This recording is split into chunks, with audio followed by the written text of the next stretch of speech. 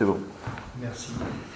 Alors, je disais, M. Bell est présent et à pouvoir de Dany Versnerskirch. M. Chabriat est absent, à donner pouvoir à Mme Chaumeil. Mme Chaumeil est présente. M. Corr est absent et a donné pouvoir à M. Gérard Besser. M. Jean-Jacques Dauphin était là. Mme Cuillier était là. M. Dominguez est présent. M. Ducrot est présent. M. Pafon est présent. M. Hiller est présent et à pouvoir de Josiane Leblond.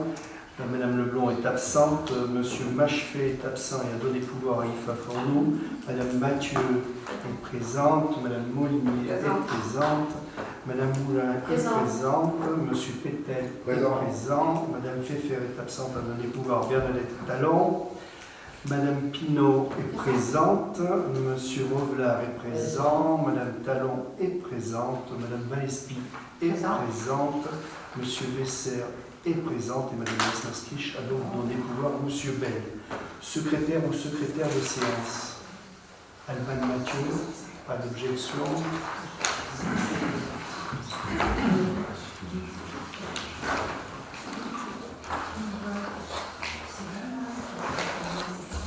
D'accord, ça c'est fait. Le précédent conseil, est-ce qu'il appelle des observations particulières? D'observation, donc il est adopté. C'est un conseil assez restreint, mais comme on n'en avait pas fait depuis juin, il était temps de s'y remettre. Le prochain sera peut-être un petit peu plus dense. Pour l'instant, c'est des régularisations. Donc, dans un premier temps, subvention au Resto du Cœur. Vous savez, vous ne savez pas, ou vous vous rappelez pas, on avait décidé d'un commun accord d'aider la commune de Saint-Amand qui aide le Resto du Cœur sur son territoire et dans le cadre du loyer. Donc on nous rappelle, l'association du Resto du Cœur dispose d'un local sur la commune de Saint-Amand. Il a proposé à chaque commune de prendre en charge une partie du loyer en fonction du nombre de bénéficiaires. Donc ceux qui n'avaient pas payé, entre autres nous pour le moment, c'était Chanona avec 213 €, La Roche-Blanche avec 166 €, Saint-Saturnin avec 665 €, Eda avec 64 €, Vermonton avec 129 €. Ça c'est un prorata qui a été effectué au pourcentage de la moyenne du nombre de bénéficiaires sur 2016-2017. Il y avait donc à Chanona 7%, donc ça représente 213, La Roche-Blanche il y avait 6% de bénéficiaires, ça représente 166. Les Marne-de-Vert avaient 22%, ce qui représente 668 €. Saint-Amand-Talande avait 29%, ce qui représente 878 €. Saint-Saturnin 22%, ce qui représente 665 €. Talande 7%, ce qui représente 195 €. Eda 2%, ce qui représente 64 €. Courmol 1%, ce qui représente 21%. Et Vermonton 4% de bénéficiaires, ce qui représente 129 €. Ce qui fait un loyer annuel de 3 000 € qui est partagé sur l'ensemble des communes. Le nombre de personnes accueillies sur les différentes communes que je viens de citer dans l'ordre, Vermonton c'est 6, Cournon c'est 1, Eda c'est 3, Talande c'est 2, Saint-Saturnin c'est 18, Saint-Amand-Talande c'est 22, les Marne-de-Vert c'est 11, La Roche-Blanche c'est 3 et Chanona c'est 4. Voilà, ça c'était la période donc 2002-2017 et pour la période de 2016, qui a servi à faire les calculs puisque c'est sur 2 années, on revient dans l'autre sens, c'est Chanona qui en avait 5, La Roche-Blanche 4, les Marne-de-Vert 17, Saint-Amand-Talande 16, Saint-Saturnin 11 et Talande 6. Par contre, nous, en 2016, il n'y avait pas de bénéficiaires, c'était uniquement en 2017. Donc cette partition qui est faite, elle est faite sur ces 2 années, simplement qu'une année, nous on n'en avait pas. Et on participe à hauteur de 129 € pour le loyer. Voilà ce qui nous est demandé et c'est une bonne action dans le cadre de l'intercommunalité, disons, des communes avec communes plus que de l'intercommunalité. Puisque c'est les communes qui ont fait appel, qui a fait appel et qui ont essayé de constituer ce groupement. Est-ce que ceci appelle des questions? Pas de questions. Est-ce que le Conseil est favorable à opter cette subvention de 129 € puisque c'est une subvention, on ne peut pas faire autrement. Alors y a-t-il des avis, des abstentions? Ça ira plus vite. Des abstentions, des contre, donc adopté. Subvention donc exceptionnelle, là aussi dans le cadre du 14 juillet, c'est ça? Oui, 14 juillet. Et la première, c'est dans le cadre du 14 juillet.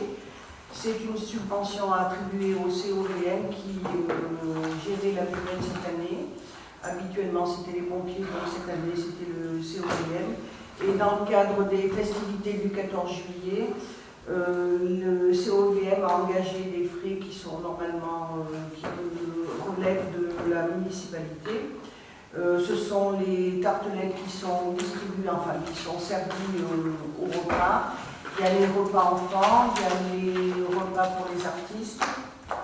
Donc ce qui représente une somme de 449,50 €. 500. Pardon 549. Qu'est-ce que j'ai dit 549,50. Donc nous avons le détail là si vous voulez. Oui. On peut en faire état du détail. Il y a 11 repas enfants donc, qui font 77 €. La consommation des artistes du spectacle qui fait 20 €. La consommation personnelle sans broche, c'est-à-dire ceux qui font les broches, 25,50 €. La consommation des services techniques, 27 €. Et les tartelettes dessert, 400 €. Donc c'est la totale de 549,50 € qui sont versés au COVM. Alors, j'apporte une précision, si je peux me permettre. J'apporte une précision. Le COVM, cette année, a fait ce remplacement. C'est pas que nous avons demandé aux pompiers de nous, comme il était plus sur lieu, de plus assurer cette permanence, mais c'est d'eux-mêmes qui n'ont pas pu l'assurer, puisqu'effectivement, on sait déjà que le nombre de volontaires, ils sont déjà peu nombreux, et pour ce genre de manifestation, en plus, ça les pénalisait de pouvoir assumer l'intégralité. Sachant que les anciens, aujourd'hui, ils ont pris du recul par rapport à ces manifestations. Donc nous avons fait appel aux associations, nous avons pris celles qui nous paraissaient le plus aptes dans la capacité à pouvoir effectuer ce suivi. Parce que c'est pas rien de tenir du matin jusqu'au soir, et de pouvoir servir à partir du moment où il y a le feu d'artifice, la soirée dansante, le spectacle, et d'assurer tous les repas qu'il y a. Donc c'était l'association qui était la plus apte. Mais par contre, l'année prochaine, s'il y a une année prochaine, je ne crois pas, mais ça on verra, il sera fait appel au même titre aux associations, et celles qui ont le répondant et qui auraient, la capacité, toujours, non pas financière, c'est la capacité, on vient, des personnes. Puis il y avait un autre critère aussi, c'était qu'elle représentait en fait pas mal la commune par rapport au nombre d'adhérents. En fait, le COVM, il y a un grand nombre d'adhérents qui sont sur la commune. Bon, il y avait d'autres associations, c'était pas le cas. Voilà, donc ça c'est la première subvention qui est allouée donc au COVM. Est-ce que ça appelle des questions, des explications? Vous convient? Y a-t-il des abstentions? Des contre? Pardon? On vote pas les deux en même temps? En général, comme c'est pour une association et comme c'est pour une autre, on fait séparément. Voilà, donc pas de contre, donc adopté pour le COVM. Ensuite. Donc la deuxième subvention, c'est au profit de l'amicale laïque qui a eu des frais par rapport à la foire vide-grenier. C'est-à-dire qu'il y avait les repas de la banda du centre. Voilà. Donc c'est l'amicale laïque qui a assuré le repas. Donc ouais, c'est ça, 300 €. C'est-à-dire 20 repas à 15 €, 300 €, consommation buvette 45 €. C'est une consommation qu'ils ont pris à la buvette, puisque là aussi, c'était l'amicale laïque qui assurait cette année. Donc on souhaitait faire travailler la buvette. Enfin, c'est pour ça qu'on a demandé à ce qu'ils nous fournissent les repas. Voilà, donc ça c'est une régularisation. Ça s'appelle une question. Abstention. Contre. Adopté. Ensuite, nous allons passer à M. Vaisselle. Encore quoi? Ah oui, pardon. Donc, c'est le tarif du spectacle qui est organisé dans le cadre du partenariat entre Bermonton et Marthe-de-Vers. C'est la 3e année. Alternativement, c'est dans une commune, donc l'année d'après dans l'autre. Cette année, c'est au Martre-de-Vert. Nous souhaitons, c'est le spectacle Les Michel, donc vous êtes invités, on a invité à y aller. Voilà. Nous avons souhaité garder le même tarif que les années précédentes, c'est-à-dire 5 € pour les adultes et gratuit pour les moins de 16 ans. L'année dernière, c'était Stras, il y a eu beaucoup de spectateurs à Vermonton. Bon, on espère que cette année, il y en aura autant. Tu peux nous rappeler la date, s'il te plaît? C'est le 20 octobre. Nous avons déjà réservé pour l'année prochaine, ce sera également au mars, du fait des travaux de la salle Harmonia. Bon, mais ça, c'est dans le cadre de notre partenariat avec la commune des Mars. Voilà. Bon, je suppose que ça n'a pas de question particulière. C'est la continuité dans le cadre de l'action culturelle, pas d'abstention, contre, adopté. Donc, ce coup-ci, j'en viens par monsieur Lesser, qui va nous parler d'acquisition de parcelles, ces acquisitions qui avaient été donc achetées en d'autres temps, donc pas achetées, demander à l'EPS MAP de faire les acquisitions. Pour une, c'est le 27 mars, la 544, 545, c'est celle qui parle en premier. Voilà. Ok. On va circuler.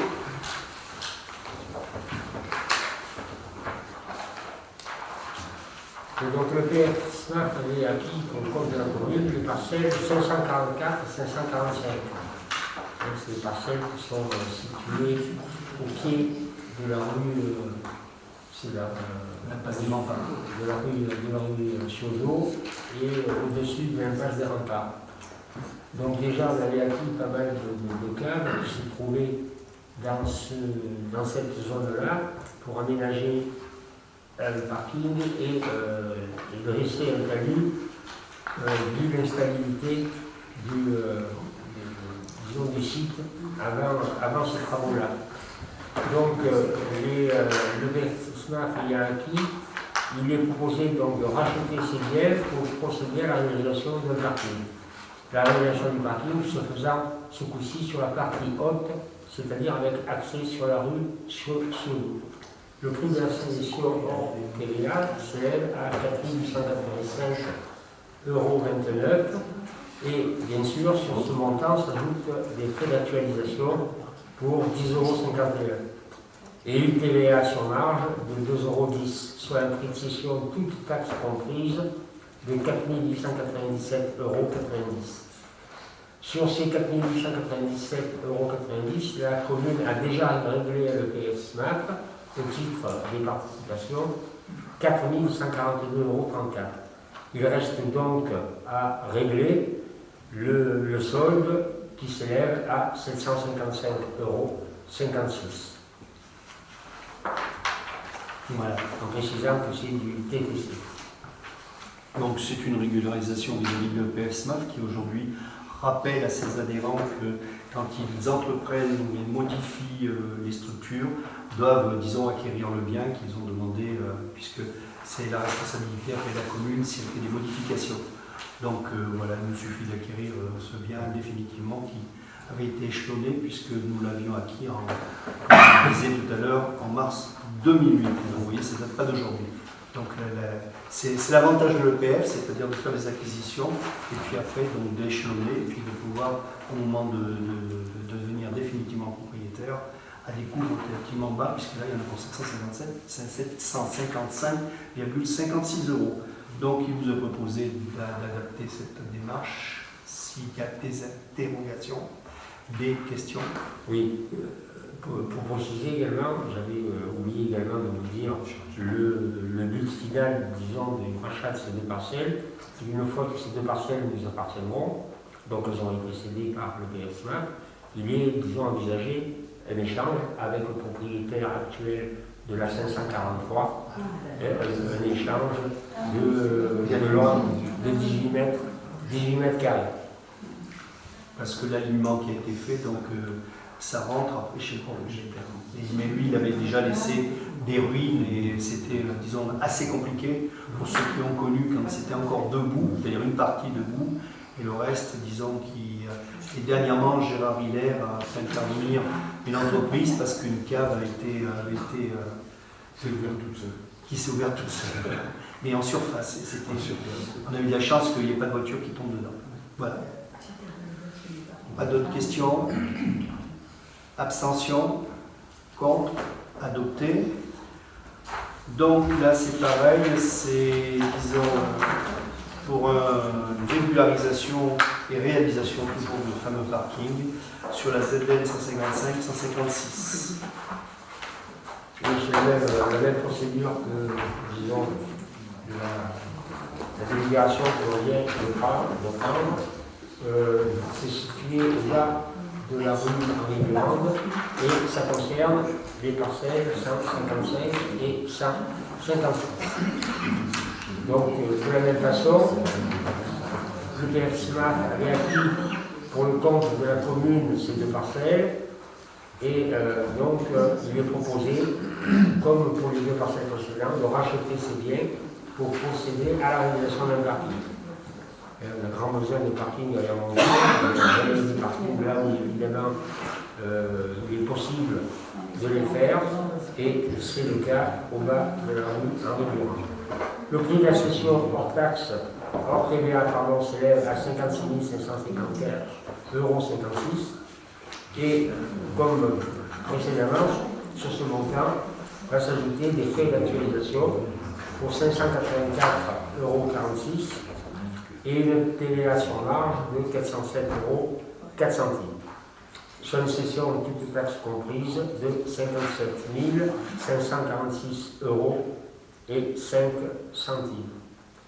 Donc la commune a réglé à l'EPF-SMAF 5 078,70 € au titre des participations. Le restant dû est en TTC de 52 467,36 €. Donc le montant des dépenses sera inscrit au budget lors des décisions modificatives à venir. Alors là c'est pareil, vous allez me dire tout à l'heure, je vous ai dit qu'on profitait de PF-SMAF pour étaler la dette, simplement que comme nous devons travailler, que nous ne voulons pas laisser en friche cet espace, nous sommes obligés de faire l'acquisition et après de faire un transfert avec le propriétaire qui a un jardin au milieu. On a déjà acquis la parcelle de M. Chotard, donc maintenant il nous reste à faire ce transfert. Donc entre la parcelle qui est au milieu, sur le plan que vous avez, c'est la 157, donc qui va être transférée au bas de la 156, de manière à ce que l'on puisse, disons, réaliser les travaux. Mais on a débroussaillé, on a essayé de le tenir propre, mais le PF demande à ce qu'on en fasse l'acquisition de manière à œuvrer dessus, puisqu'il y a quand même pas mal de choses à modifier. Voilà. Donc là, effectivement, la dette ne s'est pas étalée, mais on en passe à l'acquisition. Est-ce que ceci appelle des questions? Donc des abstentions, des contre, adopté. Ensuite, 7.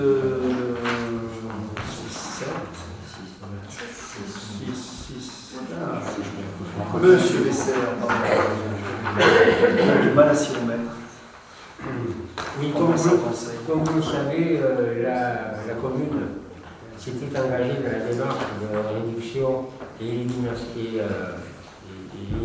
des produits sanitaires sur les espaces publics de la commune. C'est ainsi qu'elle a adhéré au niveau 1. Il s'agissait à ce moment-là de mieux se servir des produits phytosanitaires, de ne pas s'en servir que les terrains perméables, qui étaient en pente, les terrains en pente, certains espaces publics, tels que les environs des écoles, les squares, les jeux d'enfants, etc. Donc ce niveau 1 avait été atteint sans mal. On a demandé l'adhésion ensuite au niveau 2, qui est de réduire les produits phytosanitaires, niveau 2 qui a été également acquis. On peut se poser la question de dire pourquoi niveau 3, puisque maintenant, normalement, il ne doit plus y avoir de produits phytosanitaires qui sont employés par les communes sur les lieux publics. Pourtant, ce niveau 3 persiste, ce niveau 3 qui veut que l'on n'emploie plus du tout de produits phytosanitaires. Il est bon quand même que de se positionner pour ce niveau 3. C'est officiel, on a une démarche d'accompagnement qui est faite par la FREDOM et qui est financée par le SNDVA. Donc, pourquoi s'en priver? On est sûr d'aller dans le bon sens et on est sûr d'aller dans le bon sens, on est sûr de ne pas faire d'erreur. On a un suivi d'une personne, disons, compétente de la région, et c'est ainsi que l'on s'engage à donc ne plus appliquer de produits phytosanitaires, de plus faire appliquer, donc ne plus faire appliquer de produits phytosanitaires, c'est-à-dire prendre un prestataire, tel que l'on a fait à une certaine époque, et donc on n'emploie plus de produits phytosanitaires, mais on ne fait plus non plus mettre par quelqu'un d'autre. Et ensuite, évidemment, au moyen d'une communication qui doit être soutenue, essayer que les habitants de la commune n'utilisent plus aussi des produits phytosanitaires, c'est-à-dire inviter ces habitants-là à suivre l'exemple de leur commune et de ne plus employer des produits phytosanitaires. Là, c'est pas gagné, parce qu'évidemment, il n'y a pas de suivi, il n'y a pas, disons, de renseignements ou des conseils donnés par un spécialiste, si ce n'est des conseils que l'on peut donner par le biais de notre lettre d'info ou par le petit affichage tel qu'il est pratiqué actuellement. Mais bon, là, il y a des réfractaires et bon, c'est pas gagné. Mais enfin, s'il y en a quelques-uns qui n'emploient plus de produits phytosanitaires, ce sera toujours ça de gagner. Bien, merci. Je rajouterai effectivement ce que dit M. Esser, c'est que c'est pas gagné. Et pourtant, il y a des communes qui ont commencé bien longtemps avant nous, qui s'appellent Orcé, je ne sais pas si vous l'avez vu dans la presse, ont été récompensées. Et puis dans les communes, beaucoup de communes, 600 000, que ce soit la Roche-Blanche, que ce soit les Barres. Sur le périmètre, de toute façon, on a une personne très motivée à la communauté de communes qui nous incite à poursuivre. Ensuite, de toute façon, pour le public, je crois que c'est en 2000, combien 2020. 2021 que tous ces produits-là seront interdits à la vente. Voilà.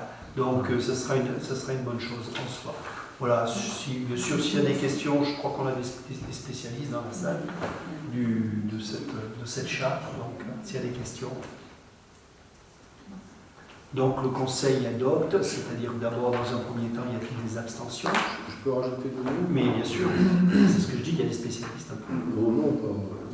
Alors, pour compléter ce que disait Gérard, qui était tout à fait exact, l'avantage de la labellisation niveau 3 sur la charte Orphelon, c'est que ça va un petit peu plus loin que la simple interdiction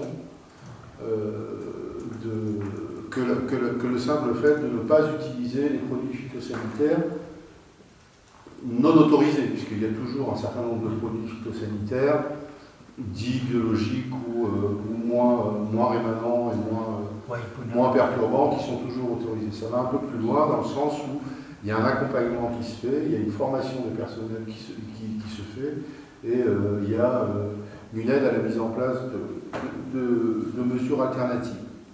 Et puis, si possible, on essaye d'éliminer un certain nombre d'autres composés qui, eux, sont toujours autorisés. Alors la question qui pourrait se poser, c'est de dire, mais pourquoi le SNDVA? Et je voudrais, si vous le permettez, monsieur le maire, je voudrais prendre 2 minutes pour l'expliquer. Pourquoi le SNDVA continue à subventionner et à payer ces formations aux collectivités alors que l'interdiction est effective depuis 2017. La première raison, c'est celle que je viens d'indiquer, c'est parce que nous, on estime que si on peut aller un petit peu plus loin, c'est encore mieux. Et puisqu'on a l'outil pour le faire, on le fait. Et puis surtout, il y avait dans mon esprit et dans l'esprit du comité syndical, il y avait un esprit d'équité et d'égalité vis-à-vis des communes.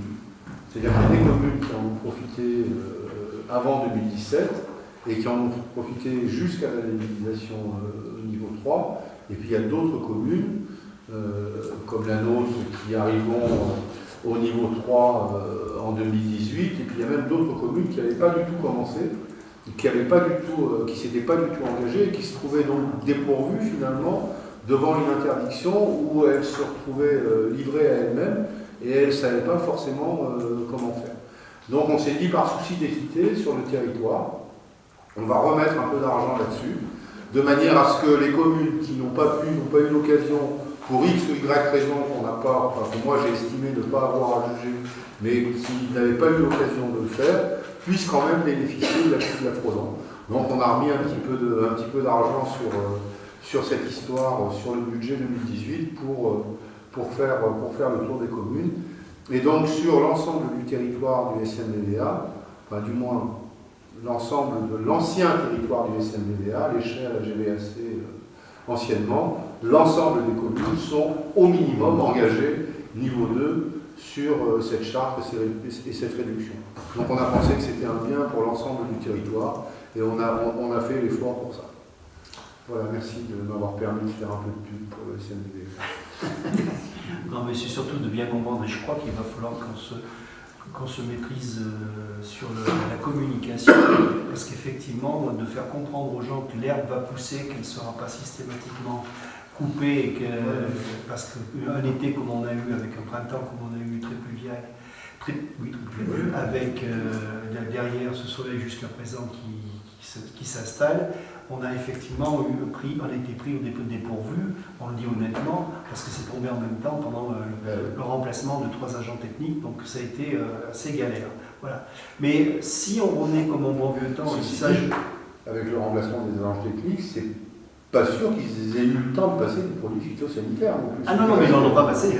Non, mais si on avait encore eu l'autorisation, ils n'auraient peut-être pas eu le temps de passer. Non, ils n'ont pas eu le temps. Oui, parce que là, ça allait très vite. On avait essayé aussi, je tiens à dire quand même, on avait essayé une méthode qui s'appelait du waipuna, c'est-à-dire, c'est pas chimique, mais c'est de la mousse, mais ça a un coût terrible. Et ce coût, on l'a transféré sur un agent qui est embauché l'été pour faire en plus du désherbage. Donc là, il va falloir qu'on maîtrise bien cette communication. On invite les gens peut-être à regarder un petit peu plus devant chez eux et non pas de gueuler après qu'on n'est pas passé devant chez eux. Et je dis bien gueuler, hein, parce qu'aujourd'hui c'est comme ça qu'on s'exprime, de manière à ce que peut-être, quand on passe chez soi la tondeuse, on la passe devant sa porte. Je sais qu'il y en a qui le font, il n'y a pas de problème, mais il y en a d'autres qui s'y refusent. Et alors je comprends aussi qu'il y a des personnes de certain âge qui n'ont plus la capacité physique à le faire. Donc on peut tout, tout étudier, mais je crois que ces mauvaises herbes que l'on a aujourd'hui, si tout le monde y met un petit peu du sien, on y arrivera. Mais voilà, c'est comme la neige, c'est exactement pareil. En tout cas, voilà, moi il vous est proposé de passer au niveau 3, c'est-à-dire plus aucun produit chimique, moi je dirais, je parle de chimique, utilisé sur notre commune. Alors je rappelle que pour les trottoirs qui sont en combre d'herbe, le SNDVA donne des graines de fleurissement de pied de mur qui sont une alternative à ces herbes qui sont pas forcément, non pas indésirables ou mauvaises herbes, mais pas forcément esthétiques. C'est toujours mieux d'avoir des fleurs que d'avoir des herbes, donc n'hésitez pas, à chaque printemps, il y a des sachets qui tournent. Le seul problème, c'est que cette année, ça n'a pas eu trop d'eau, donc ça a je suis d'accord. Permettez-moi de bien vouloir m'excuser de ne pas faire la pluie longtemps. Voilà, bon, donc vous comprenez la démarche, ça nécessitait une explication et je crois que ça va nécessiter une explication auprès de la population. Donc, plus de produits chimiques, y a-t-il des abstentions? Y a-t-il des contre? Adopté. Travaux des pommiers, figuiers, mouvement de commande avec le SNDVA, M. Hiller. Oui, donc dans le cadre des travaux de voirie 2019, il y a un aménagement de l'allée des pommiers et de l'allée du figuier qui est prévu aussi bien en voirie qu'en réseau.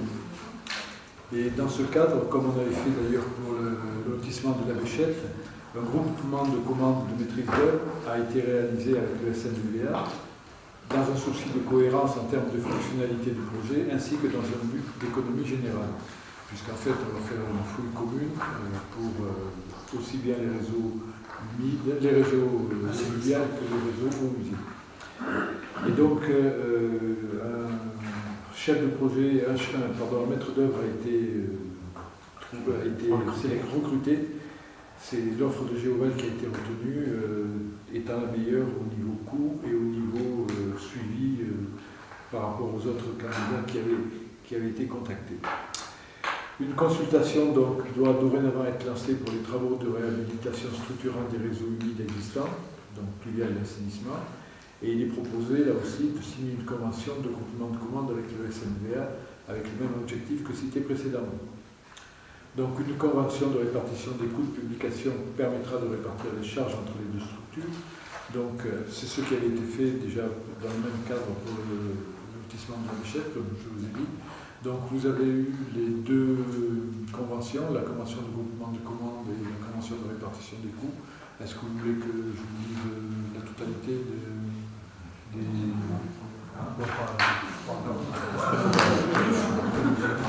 Non, non, mais ça m'intéresse aussi, mais pas le dire. Bien. Moi, je dirais, c'est-à-dire pas un autre sujet, mais je vais dans le même sens. Aujourd'hui, on s'aperçoit que les voiries des lotissements sur le flanc Coquelicot, tout ce qui s'ensuit, et d'autres lotissements, aujourd'hui ont été, disons, très perturbés avec la sécheresse et très perturbés avec la flotte qui était tombée en juin. Mais là, la sécheresse derrière, et les sécheresses successives. Je vous en parlerai tout à l'heure aussi.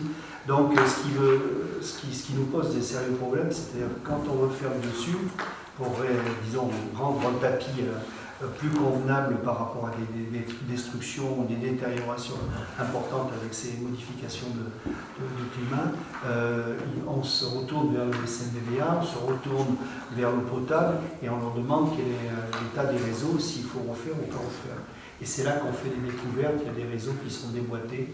Donc de plus en plus, on a des réseaux qui se déboîtent parce que la colline bouge, parce que ça bouge un peu partout. Donc la difficulté aujourd'hui, et je comprends que le CMBVA, il n'a pas que la commune de Vermonton à s'occuper, il y a pas mal de communes, donc il faut qu'on puisse cadrer nos budgets ensemble, donc des fois ça décale dans le temps. Donc si des fois il y a des demandes dans le cadre budgétaire qui sont, disons, qui se font sur une année, sur une autre, ne soyez pas surpris, c'est que le syndicat ou le partenaire ne peut pas suivre au même moment ou en même temps. Donc c'est ça la difficulté. Et puis de toute façon, même si nous étions commune seule, c'est pas sûr que nous on pourrait suivre aussi avec notre budget uniquement sur l'assainissement parce qu'il y en a tellement. Donc aujourd'hui, voilà, on a beaucoup de travaux de sous qui sont à refaire et bon, en tout cas je remercie le CMBVA qui à chaque fois avec ses techniciens répond le plus rapidement possible, mais il y a des attentes. Donc je tenais à le dire quand même, parce qu'on va certainement l'entendre, et ma voirie, cet été encore, je pense qu'on a eu pas mal de dégradations, de dégâts, donc voilà, on est obligé de regarder le dessous avant de faire le dessus, ce qui paraît logique. Voilà. Et puis des fois, on en profite pour enfouir quand c'est possible. Donc, là, il n'y a pas d'enfouissement. Donc ce qui est proposé au conseil municipal, c'est d'approuver la création du groupement de commandes tel qu'il a été décrit par M. Hiller, d'approuver la convention de répartition des coûts de publication dans le cadre des travaux, de donner mandat au maire pour signer la convention de groupement de commandes et la convention de répartition des coûts, ainsi que tout document permettant de mettre en œuvre cette décision et une délibération commune de SNVA et dans le même sens. Voilà. Y a-t-il des abstentions? Bon, alors des questions, bien sûr. Des abstentions, des contre, adoptés. Je peux compléter un peu ce que... Oui, bien sûr. Non, je pourrais un peu compléter et amender dans le sens de M. le maire là, sur le rôle du SNVA. Effectivement, le SNVA en assainissement, il y a 12 communes. Les 12 communes, ce sont des communes qui sont des communes anciennes, ce n'est pas des communes nouvelles. Hein. Ce n'est pas les communes nouvelles qui ont émergé de terre il y a 5 ans. Et elles ont toutes des réseaux qui sont vieillissants. Le réseau intercommunal, il a 40 ans. Les réseaux communaux sont parfois encore plus vieux parce que plus âgés, qu'il n'y ait pas de confusion, parce qu'il y avait des systèmes d'épuration individuels communaux à l'époque. Et effectivement, comme vous l'avez dit, M. le maire, on est dans un territoire, alors qui bouge, un territoire qui bouge c'est bien, mais quand c'est le sol du territoire qui bouge, c'est un peu moins bien, et en particulier pour les réseaux et les tuyaux. Donc c'est vrai qu'on se trouve devant une masse de travaux à faire qui est relativement importante. Je crois pouvoir dire de mémoire que jusqu'à présent, on a essayé de contenter au mieux l'ensemble des communes, c'est-à-dire d'avoir au moins une intervention sur l'ensemble des demandes de toutes les communes qui le demandaient chaque fois qu'elles le demandaient. Et il me semble qu'il y a eu des demandes tous les ans à Vermonton pour l'assainissement, et que tous les ans, on a au moins honoré une des demandes qui était faite. Alors des fois, il y en avait deux, il y en avait trois, bon, on ne pouvait pas honorer les trois, mais on a fait en sorte de pouvoir honorer au moins une demande par commune et par année. Je parlais des réseaux qui sont vieillissants. Malheureusement, le SNDVA a aussi en charge un réseau intercommunal et une station d'épuration. Et malheureusement, ce réseau intercommunal et cette station d'épuration, qui sont maintenant âgés de 40 ans, sont en fin de course et il va falloir et les réhabiliter et les remplacer. C'est une chose qui est sûre, c'est-à-dire que la station d'épuration des Martres, dans un délai de 5 à 7 ans, il faut qu'elle soit refaite, reconstruite. Et l'interco, il va falloir qu'il soit rebâti aussi dans l'intervalle.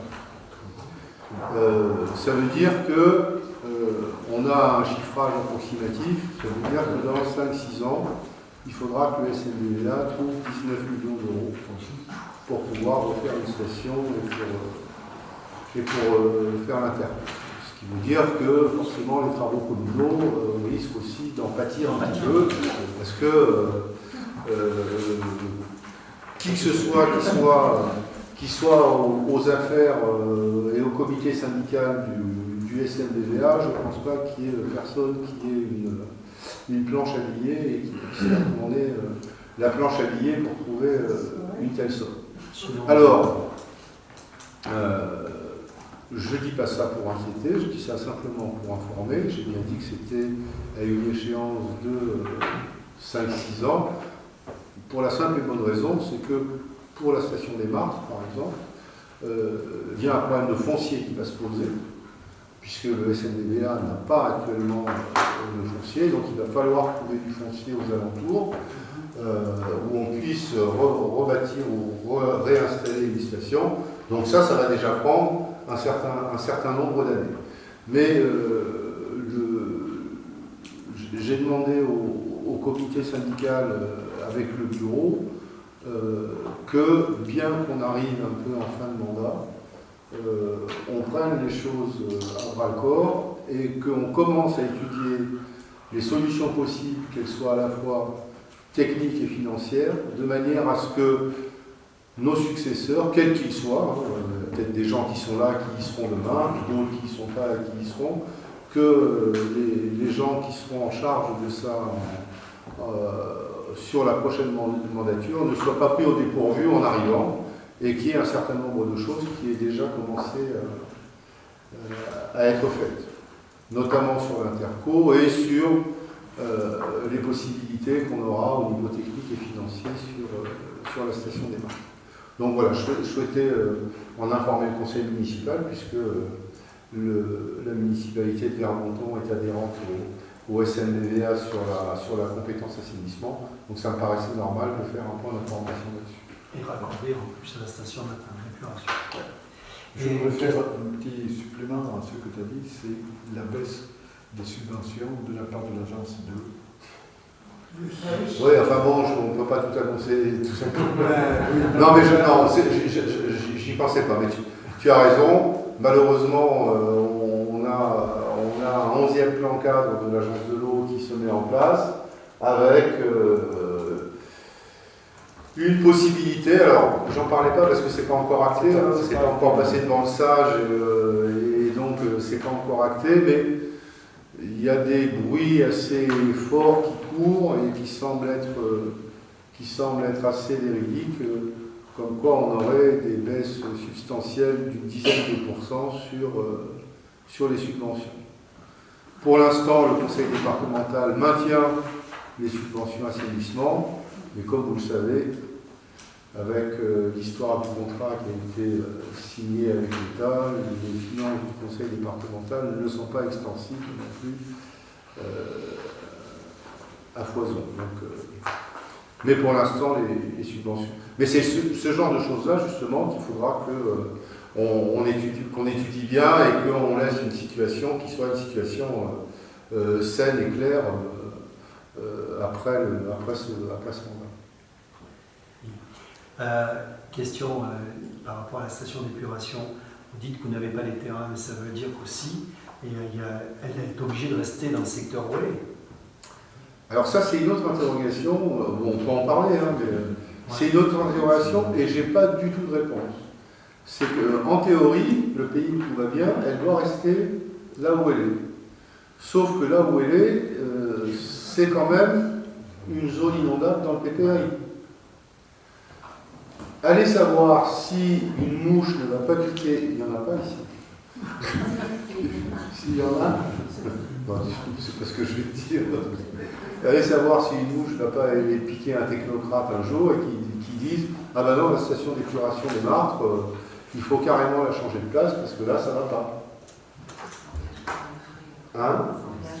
Ah bah oui, je sais bien, mais on n'est pas à l'abri d'une décision comme ça. Hein. Et en plus, si vous n'avez pas les terrains qui pourraient répondre, c'est pas dit qu'on veuille vous les vendre. Donc alors, fort heureusement, oui et non, parce que mettre des terrains en emplacement réservé, ça ne veut rien dire. C'est pas parce qu'on les a mis en emplacement réservé qu'on va les avoir et qu'on va les acquérir. Encore faut-il que le propriétaire veuille les vendre et qu'au moment où il le vende, ben, on arrive à se mettre d'accord sur un prix. Hein. C'est pas du tout un gel de terrain ou quoi que ce soit. Mais enfin bon, peu importe. Néanmoins, la possibilité existante, dans le PLU des Martres de Verre, les terrains qui sont autour de la station ont été mis en emplacement réservé pour le cas où on aurait besoin d'avoir du terrain pour pouvoir faire la station d'épuration.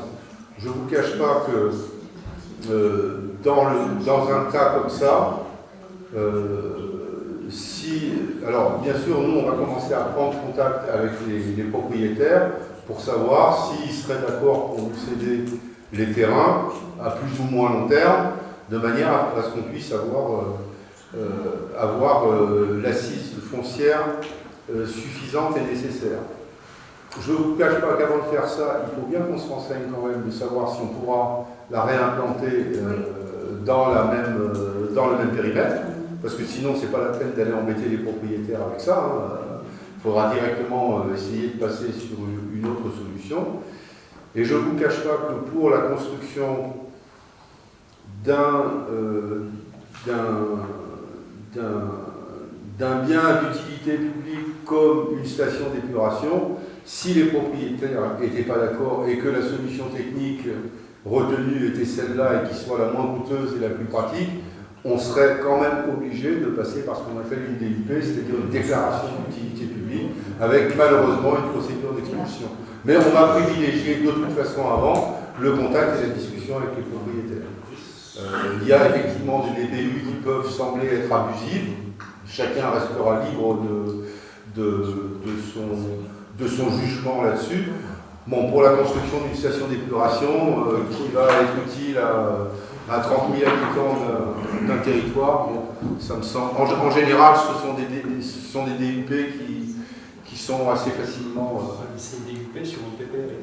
Mais voilà, c'est le problème du PPRI. Donc, il faut déjà qu'on vérifie ce point. Donc, ça fait partie de tous les points qu'il faut qu'on vérifie avant de. Non, mais c'est bien qu'on en parle parce que j'ai vu le compte rendu du SNPA sur la station d'épuration. Je pense qu'il faut qu'on commence déjà à parler aux gens qui comprennent qu'effectivement, l'argent, il n'y en a plus et qu'on va faire des infrastructures énormes. Donc, il faudra bien trouver des solutions. Voilà. Et je ne suis pas devin, donc je ne sais pas quel est l'avenir du SNDVA, mais je me souviens en 2008, quand j'ai pris la présidence du SNDVA, je me suis retrouvé devant une situation assez délicate que j'ai eu beaucoup de mal à gérer, je l'admets, j'arrivais, qui était déjà une station avec quelques dysfonctionnements, et je me suis retrouvé assez dépourvu à savoir quoi faire, quoi. Donc je suis passé sous les... J'ai peut-être fait une bêtise, je peux le confesser, j'ai peut-être fait une bêtise parce que je n'avais pas d'autre solution. J'ai été obligé en quelque sorte, ou on a été obligé en quelque sorte, de passer sous les fourches codines de la Lyonnaise, parce qu'on débarquait et que rien n'avait été préparé. Je ne voudrais pas que les choses se reproduisent, donc je voudrais qu'on essaie quand même de préparer les choses avant mars 2020, pour être tout à fait clair. Bien, mais je pense qu'il y aura de nombreux débats sur le sujet, parce qu'effectivement...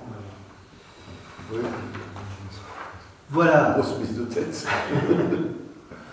Donc, je vais passer aux informations, aux questions diverses en même temps. Il y en a beaucoup plus pratiquement que le conseil.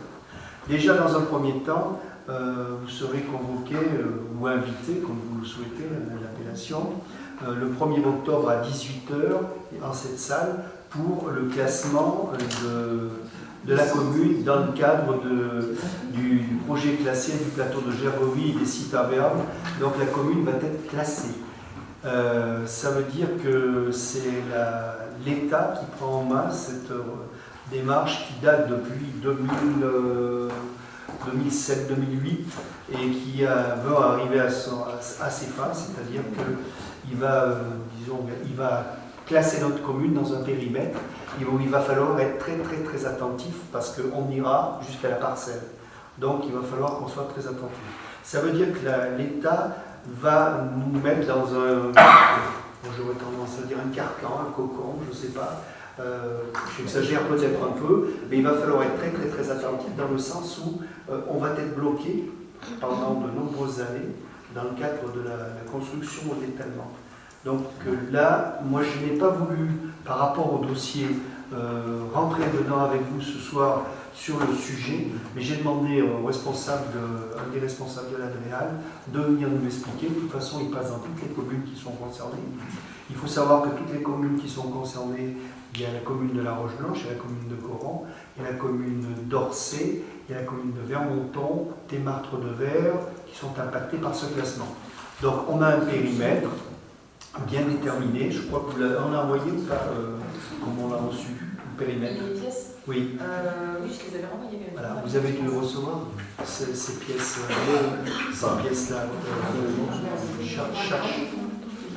Cherche la carte. Et donc, le problème, c'est qu'avec cette carte, et monsieur, avec cette carte, derrière ça me va, pardon, excusez-moi. Voilà, vous avez dû recevoir ça. Voilà, vous avez dû recevoir ça sur votre micro. Donc, vous voyez, tout ce qui est en bleu, ça veut dire que ça, c'est le projet de classement.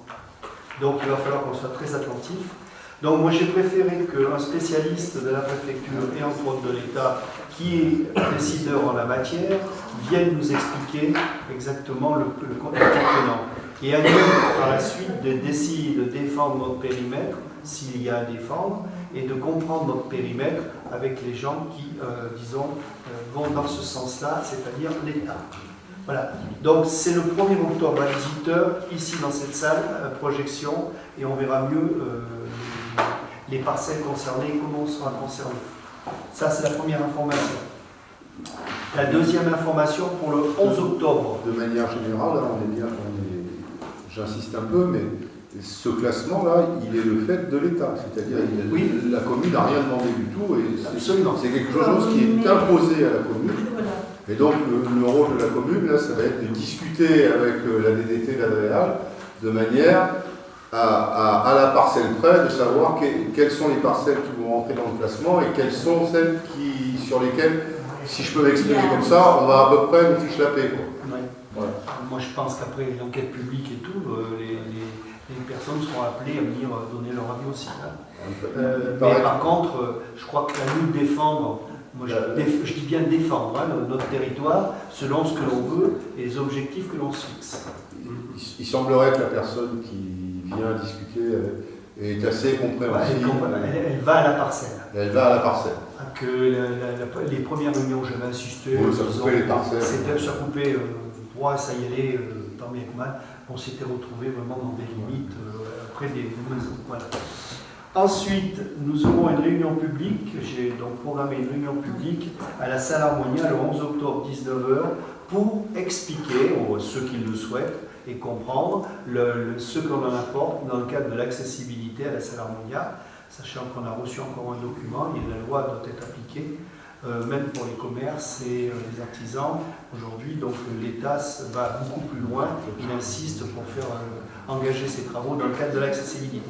Donc on va expliquer avec le maître d'œuvre ce que l'on a déjà fait nous. Hein. Il rentrera peut-être un petit peu plus dans le détail pour, disons, l'aspect financier pour les élus, mais le reste, on est dans cet objectif de ce qu'on a déjà présenté aux associations. Ensuite, le 23 octobre à 19h, toujours en mairie, plus vous, il y aura une réunion sur le biodéchet. Alors les biodéchets, qu'est-ce que c'est? Ça risque d'être un container ou des containers supplémentaires pour les deux communes de Hermonton et les Marnes de Verre, puisque nous sommes pilotes. Chantal ou Jean-Jacques, vous voulez en parler? Oui, en fait, l'État va faire obligation, c'est d'abord l'Europe, et bien entendu l'État va suivre, fait obligation à partir de 2023 à trier un peu plus, aller un peu plus loin dans le tri de déchets. Il s'agit de baisser de 50% le poids et le volume donc, de nos poubelles, et donc va contraindre à la séparation de ce qu'on appelle la partie fermentescible de nos déchets.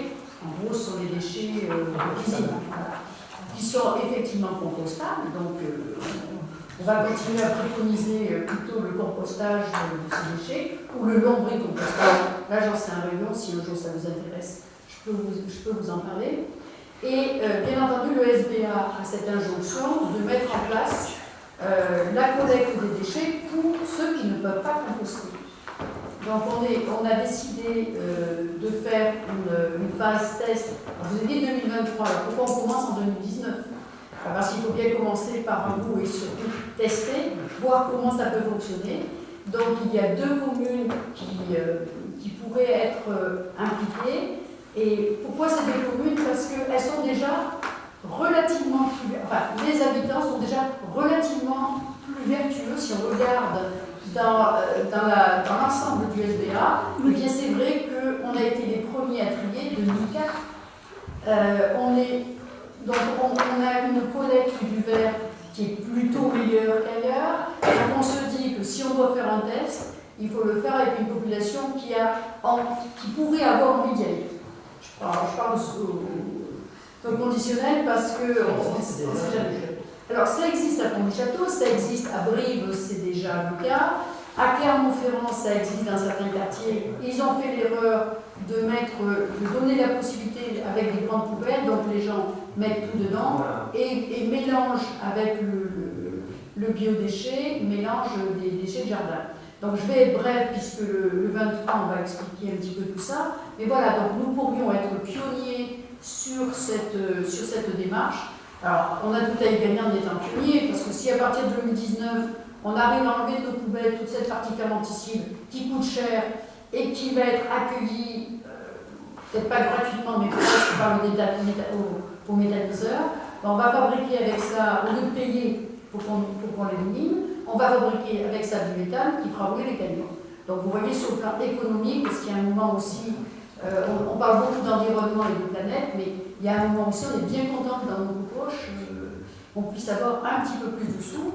Donc c'est le cas, et c'est d'autant plus urgent, et là encore une fois, le fait d'être pionnier, ça va bien nous avantager, c'est que la taxe sur l'industrie polluante, la TGAP, va augmenter, et notamment énormément sur les déchets, et donc moins on enverra l'incinérateur, moins on verra. Voilà. Donc pour faire un petit peu bref, donc venez le 23, c'est important. Et puis j'en profite pour faire un peu un appel à vous tous. On voudrait monter une sorte de comité d'usagers pour observer un peu ce qui se passe. Et quand je dis usagers, il y a parmi vous, vous êtes usagers. Vous connaissez peut-être près de vous des usagers qui ont des idées sur la question, même s'ils ne sont pas contents. Hein. Moi, je veux bien, je vais animer on va co-animer le comité. Moi, je veux bien même des ronchons. Hein. Ça ne me pose pas de problème si ce sont des ronchons qui ont des idées. Donc, si vous pensez à des gens, vous nous les signalez, ou si vous-même vous voulez faire partie de ce comité, on va réfléchir ensemble à comment le faire. Et puis, pour vous rassurer, on ne va pas vous demander trop de boulot parce que c'est le SBA qui enverra des techniciens. Les mesures vont être faites par le SBA, l'analyse par le SBA. Donc, nous, c'est plus une unité de réflexion, d'analyse, de concertation, mais on ne va pas vous faire bosser. Bien, donc 23 octobre à 19h, ici dans cette salle. Donc, ce jour-là, je veux des notes. Avant le conseil municipal, oui, puisque le conseil municipal, on en profitera. Le conseil municipal sera dans la foulée, c'est pour ça qu'on avait arrêté cette date-là. Ensuite, pour poursuivre dans le cadre des... Mais là, c'est une autorisation, on va dire, que je vous demande. Vous savez que je vous en ai déjà parlé, que l'on utilise une balayeuse 96 heures par mois, par an, ce qui fait 8 heures par mois d'utilisation et qui nous coûte 108 €. Et toutes les communes aujourd'hui en sont concernées. Et 108 €, c'est pas en 19. Oui, c'est pas moi. Pardon, excuse-moi. Donc, la réflexion que l'on s'est faite à plusieurs communes, alors entre autres les Marc-de-Verre, Chenonat, La Roche-Blanche, Millefleur, Mont-d'Arverne, Saint-Amand-Talorne et Talorne, Vermonton et Vic-le-Comte, disons, pour faire l'acquisition d'une balayeuse et surtout la répartition du nettoyage de nos communes. Donc, pour ce faire, il a été rédigé une convention. La balayeuse serait une balayeuse en leasing donc sur 5 ans. Donc le contrat et la convention que nous avons signé, c'est sur 5 ans. Au bout de ces 5 ans, la convention sera remise au bout du jour et la balayeuse sera changée puisque c'est du matériel qui est en leasing. Pour ce faire, donc, une convention est établie entre les différentes communes. L'objet de cette convention, c'est que les collectivités signataires décident de mutualiser un service de balayage de voirie. La commune des Martres effectuera le balayage sur le territoire des communes et des communautés de communes visées ci-dessus. Le maire des Martres adressera directement au service subdivisé toutes les instructions nécessaires à l'exécution des tâches dans le cadre d'une bonne organisation du service du territoire concerné. L'article 2. Situation des agents des services mis à disposition. L'autorité hiérarchique des agents qui seront mis à disposition des communes signataires restera le maire des Martres-de-Verre qui disposera de l'ensemble des prérogatives reconnues par l'autorité investie du pouvoir de nomination, congé payé, travail du temps partiel, congé de formation professionnelle, pouvoir disciplinaire et tout ce qui s'ensuit. Article 3, matériel. Le matériel utilisé sera une balayeuse aspiratrice thermique, compacte, limitée à 80 km/h, équipée d'un 3e balai frontal, d'un système d'humectage et de lavage de haute pression. Article 4, gestion des déchets. Le traitement des déchets et l'approvisionnement en eau sera à la charge des collectivités utilisatrices du service. L'eau nécessaire au fonctionnement sera prise sur la communauté de communes utilisatrice. Les communes qui seront concernées, un nombre d'heures a été demandé. Alors moi j'ai demandé les heures que l'on avait passées, mais on pourra récupérer les heures si on considère qu'il vaut mieux vu le coût qui diminue et qu'on aura besoin certainement plus d'heures. Mais j'ai conservé au même titre les heures que l'on faisait, c'est-à-dire 96 heures annuelles. Ça représente 8 heures par mois.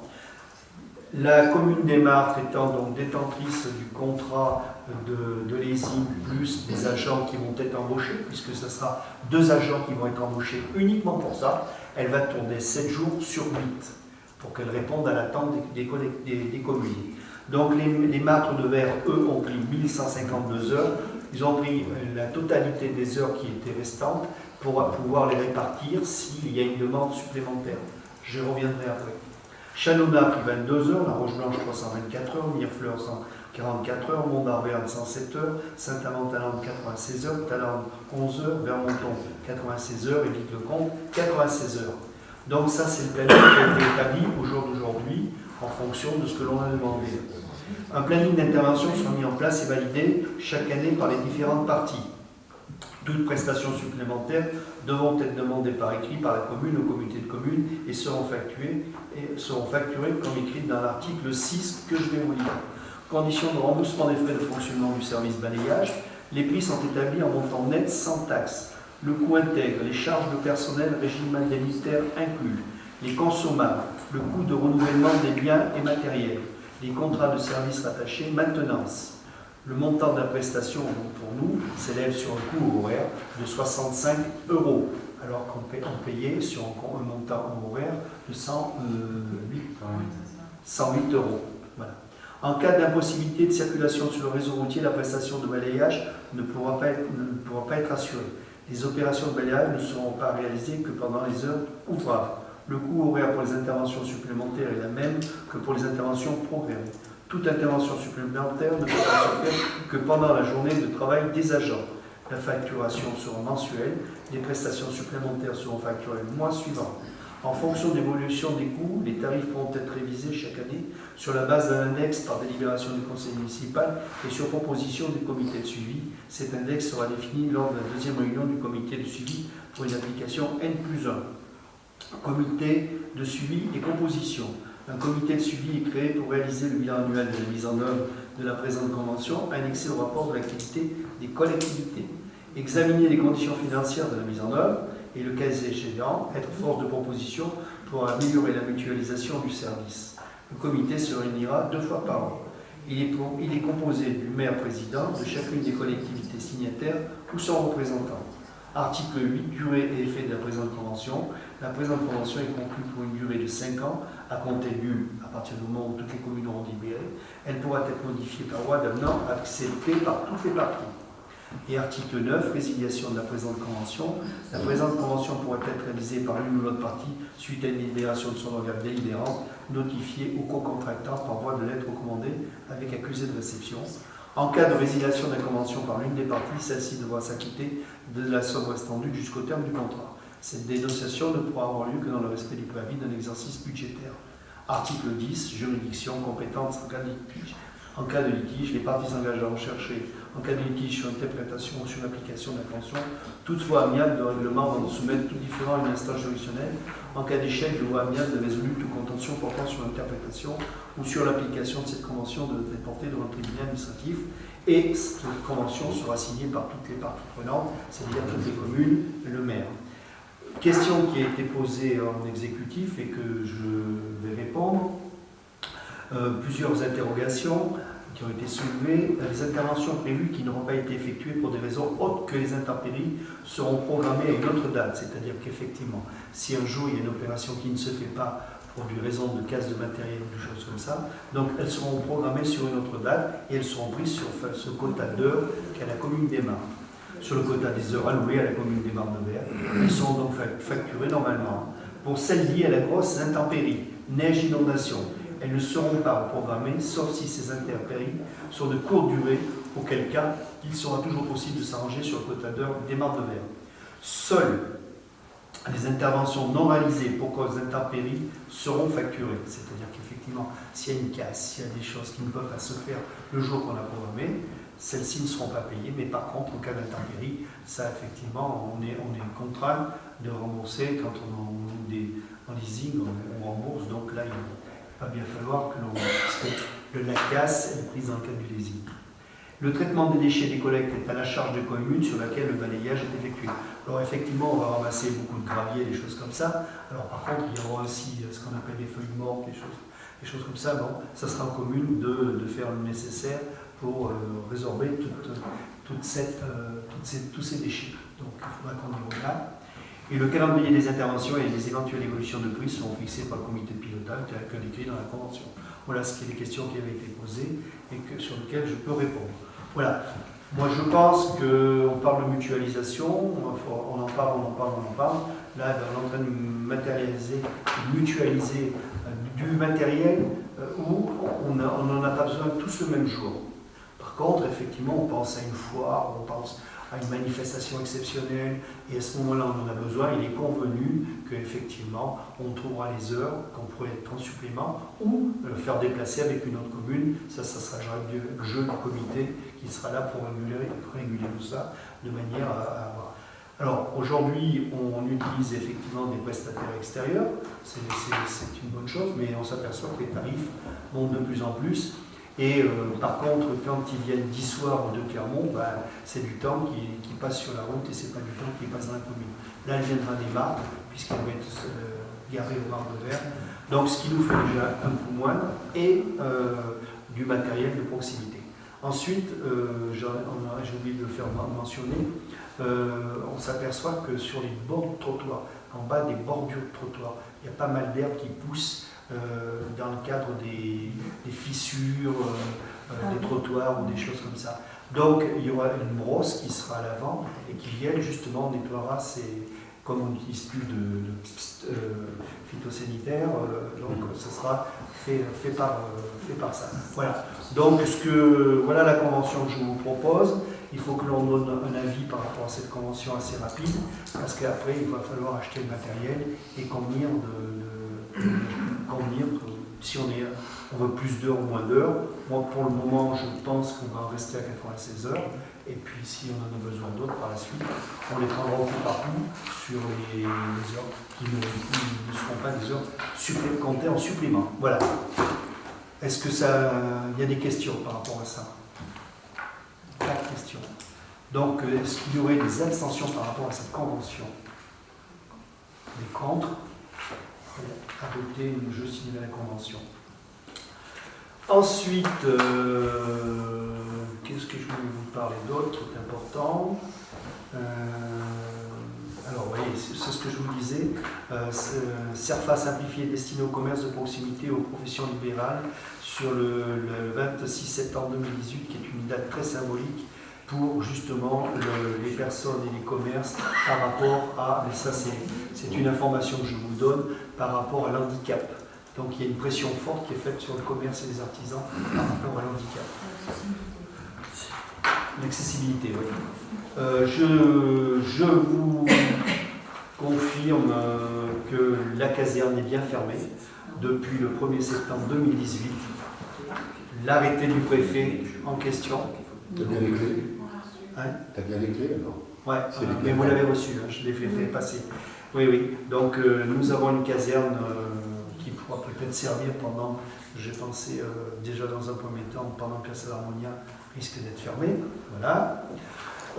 Autre information importante, et ça je le déplore et j'espère que les uns et les autres on va essayer de trouver une solution, c'est que le dépôt de pain qui avait été, disons, qui avait été pris par le restaurateur de la Padelle, M. Roux, nous a envoyé un courrier de fin d'activité et résiliation du bail du dépôt de pain. Donc, remis en même temps le 26 septembre. Donc, on a dit à partir du 1er novembre. 1er novembre, puisqu'il y a un loyer qui était envoyé sur le loyer du mois d'octobre. Voilà. Donc, moi, ça me désole un petit peu que de voir ce dépôt qui marchait bien avec une certaine personne qui marche moins bien avec une autre. Mais ça, il y en a qui ont la pose du commerce, d'autres pas. Ça, c'est un point de vue. Je n'ai pas peur de le dire ce soir au conseil. Si vous savez ou vous connaissez quelqu'un qui a peut-être envie de s'investir, je reçois le 10 personnes qui voudraient faire une sorte de petit marché sur la plage Georges Brassens. C'est peut-être l'occasion. Je vais voir, on ne sait jamais. Si vous voulez investir le restant des semaines, je ne suis pas sûr. Mais voilà, donc le dépôt de pain le 1er novembre. Il fermera même un VAR, je crois. C'est d'autant plus ennuyeux que Jérôme ne fait plus sa tournée, puisqu'il n'a plus le permis. Oui. Donc, oui. Il a le permis de... Bah, il s'est perdu. Non, c'est pas fait retirer le permis. C'est pas fait retirer le permis. Il l'a jamais eu. On va pas plus loin. On va pas plus loin. Voilà. Enfin, en tout cas, c'est dommage parce que cette tournée rend des services à énormément de personnes, puisqu'ils portaient leurs médicaments. Enfin, c'est parce que j'ai fait problème. Il rendait très bonne service. Voilà, donc concernant le dépôt de pain. Et puis d'autres informations, parce que vous savez que des fois on se trouve confronté à des problèmes. Deux informations importantes, hein, c'est le journal du maire, c'est pas moi qui les invente. Le maire ne peut pas interdire l'installation d'un cirque avec animaux dans sa commune. Je tiens à le préciser. Voilà, donc je le précise. Bien sûr, il faut motiver, si c'est une question, il faut le motiver. On peut interdire un cirque de s'installer, ça c'est un fait, mais ne pas prendre le prétexte qu'il y a des animaux dessus. Hein, j'insiste bien là-dessus. Et ensuite, l'absence ou l'insuffisance d'éclairage public peut engager la responsabilité du maire. Là aussi, on a tout entendu. Si le maire peut couper l'éclairage, peut faire ci. Oui, il peut le couper, mais il faut être très très vigilant où il le coupe et comment il le coupe. Ça veut dire que moi j'ai un souvenir de réunions communautaires quand elles se réunissaient dans les communes, à Saint-Maurice, l'électricité était coupée. Il y a un élu qui est descendu 3-4 marches de ce coup, sur les cruels bien plus graves. Donc il ne faut pas. Alors vous me direz aujourd'hui nos portables sont équipés de lampes et tout. Il se peut qu'on n'ait pas le portable, il se peut que tout un tas de choses. Donc avant de couper l'éclairage public, parce que je reçois quelques courriers de temps en temps me disant pourquoi vous ne coupez pas l'éclairage public la nuit. On le baisse, on est en train de on baisse l'intensité, on a travaillé dessus, donc on voit que l'IFCOR a déjà dans le cadre du budget fait disons l'évolution de ce que l'on va dire diminue en dépenses. Hein. Donc on est dans cette démarche-là, mais on n'est pas dans la démarche de couper. Et j'insiste sur une règle qui vient de sortir, et ça c'est assez récent. C'est assez récent que je dise pas. Le 7 juin 2018, voilà, dans le cas d'une question au Sénat qui avait été posée. Voilà, donc voilà les informations. Est-ce que quelqu'un a des questions diverses, des informations diverses? Oui, je voudrais peut-être parler du montant de participation au financement de l'assainissement et oui. du montant de la taxe d'assainissement, ce qu'on appelle taxe d'assainissement. Je vais y aller. Pardon? Je vais y aller.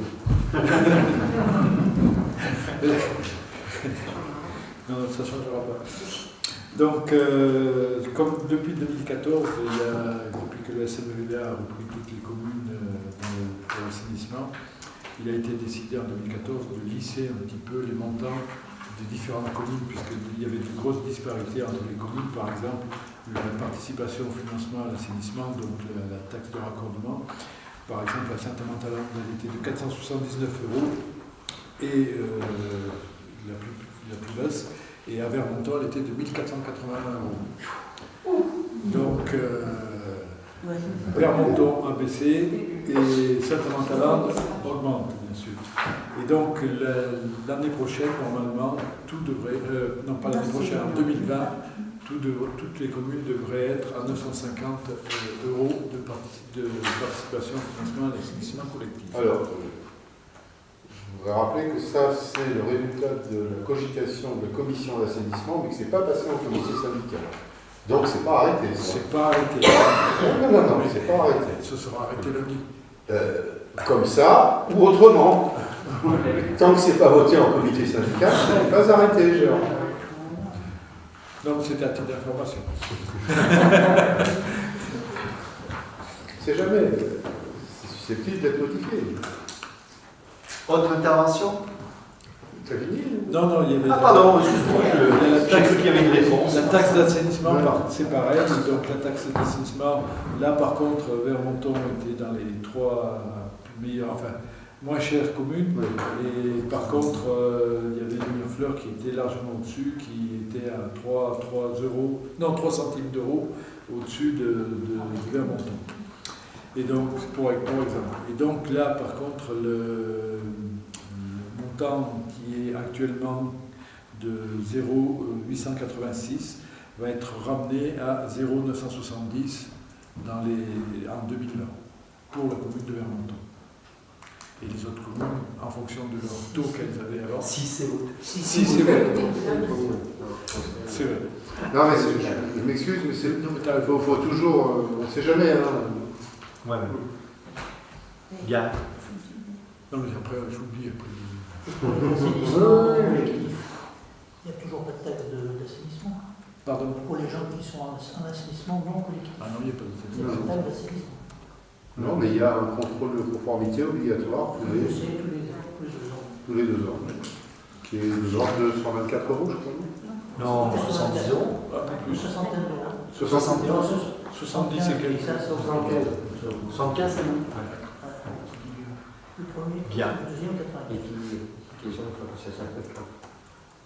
Pas d'autres interventions? Juste une petite remarque, Oui. là c'est une remarque avec Gérard, on le sert.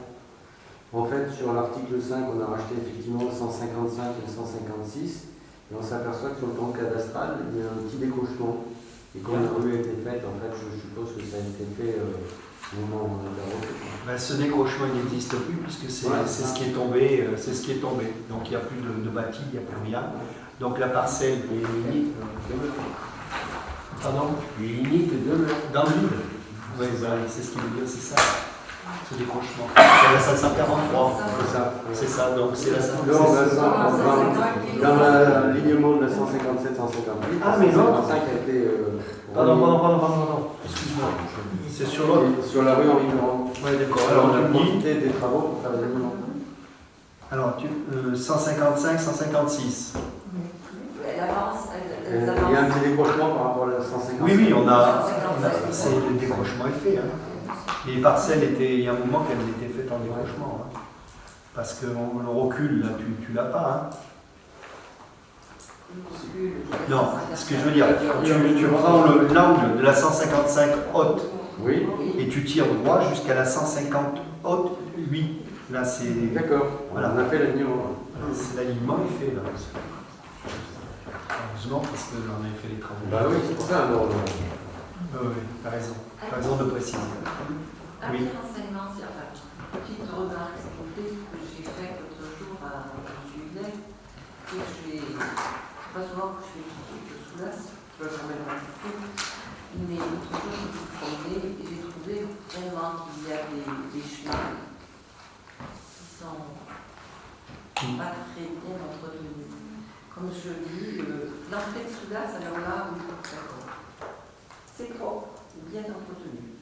Mais alors, on a des vidéos, on rentrait là-dedans.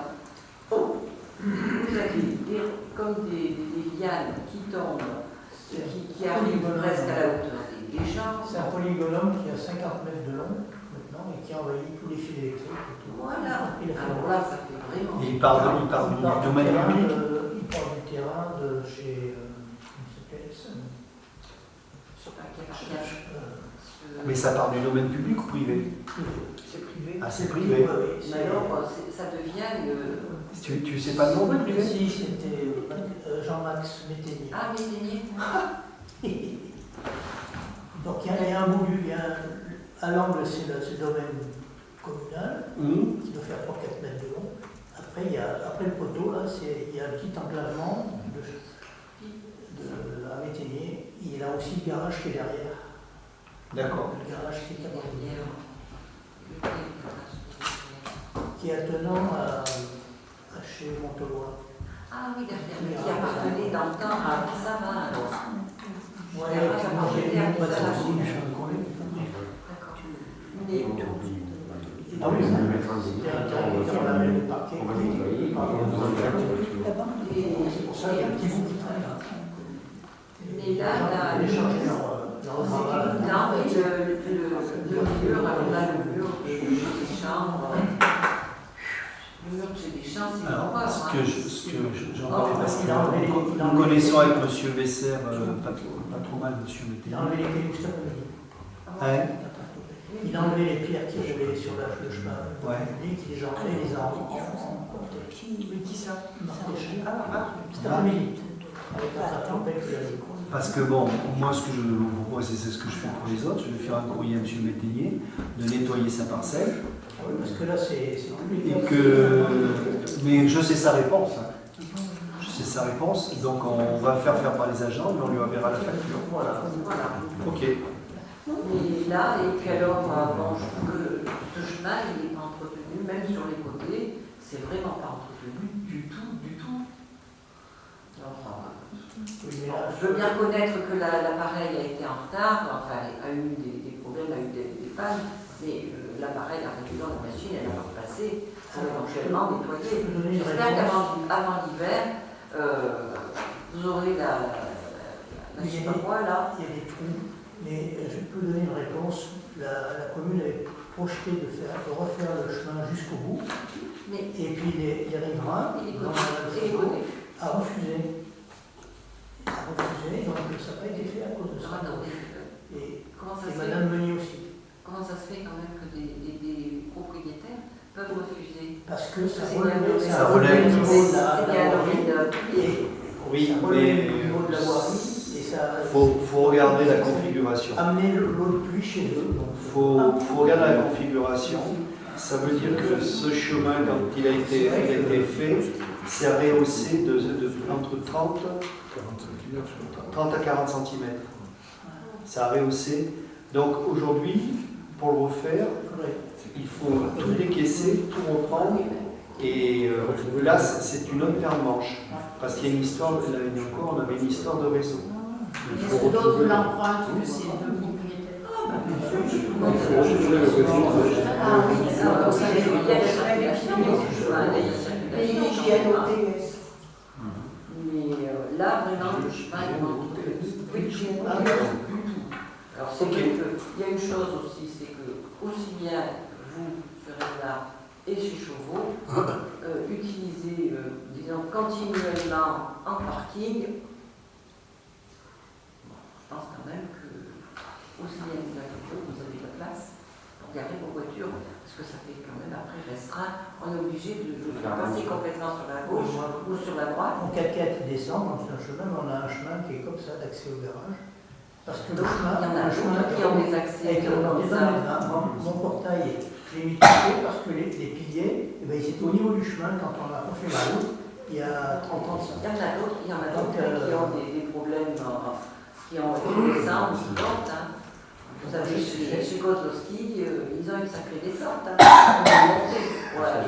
Et ils rentrent bien leur Je ne me permettrai pas de juger. Je ne me permettrai pas de juger. Si. C'est la descente. Ah, mais quelle descente. C'est vrai que ce que me dit M. Rovelard, c'est qu'effectivement, on était prêt à le faire, ce chemin, il devait être fait. Et on l'a substitué à un autre parce que les propriétaires n'étaient pas d'accord sur ce qui était prévu. Donc le lissage de la chaussée par lui-même, ça n'a pas bouché les trous. Donc là, il faudra qu'on trouve une solution, mais on a un problème aussi de réseau, de profondeur de réseau. Je ne sais pas, je vais me voir avec le CBVA ce qu'il en pense. Voilà. Non, mais il faut qu'on soit d'un commun accord. Et puis dernièrement, il y a eu une maison en construction un peu plus là. Oui, Donc non, il y a les camions. mais je ne sais pas s'ils rentrent bien en haut. S'il faut que les particuliers comptent de Non, il passait par le haut. Il y a plus loin dans ce chemin des Pignons, vous avez, quand on arrive au relais, il y a de la caillasse, je comprends pas. Je rends le droit à douceur, ça évite de faire des. Ça évite d'installer des gendarmes couchés, ça joue le rôle dans la douceur. Au chemin des Pignons, allez. Bon, allez. On les a pris. On m'a dit qu'il y avait pas mal de circulation. Et il y a quelques soins. Donc j'ai un moyen courrier à M. Métainier par rapport au. Comment t'appelles ça, Rose? Polygonome. Un polygonome. C'est ce qui fait des lianes. C'est des liens. Et alors, ça c'est intéressant. Ça, je sais pas je sais pas comment on peut la relever ça. Bon, voilà. Autre intervention? Le couper au crâne qui pousse. Oui, Ah oui, c'est le seul truc. s'il vous plaît. Je voulais juste dire un mot. Vous vous souvenez probablement qu'en juillet, on a voté une motion Ah oui. à propos du financement de la et de ses péripéties avec Bercy. Le SMBVA, comme d'autres collectivités gestionnaires de bassins, ont reçu une lettre de l'Agence de l'eau et du président du SAGE de remerciement aux collectivités qui ont voté cette mention, puisqu'il semblerait que l'Agence de l'eau ait un peu moins de déboires avec Bercy et que le ponctionnement, ou la ponction plus exactement, ait été moindre que celle qui avait été prévue au départ.